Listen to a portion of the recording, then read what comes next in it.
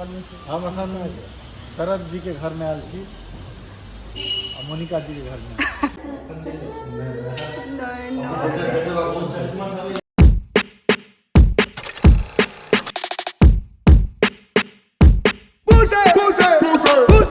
Hello everyone. तो आए हमर सबके घर पर आबे छथिन प्रवेश मलिक जी। पहले वो आयल छथिन 4 साल पहले, तखन हमर बियाह नहीं भेल रहे। हम सब भेंट केने रहिए सखी बहिनपा वाले ग्रुप में, उनका से भेंट भेल रहे, रियांशो भेंट भेल रहे। तो आइ ओ जे छथिन से हमरा सबके घर पर आबि रहल छथिन। पुरनका घर पर आयल छथिन, ए वाला घर पर नहीं आयल रहथिन।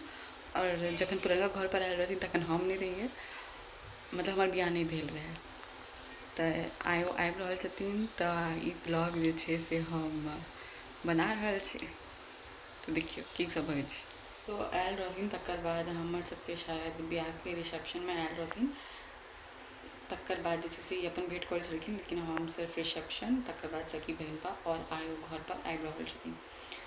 तो चलू देखै छी।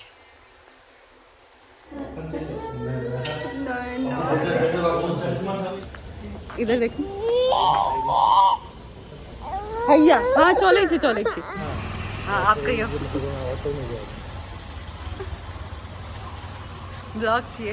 ब्लॉग छी फोटो के पोज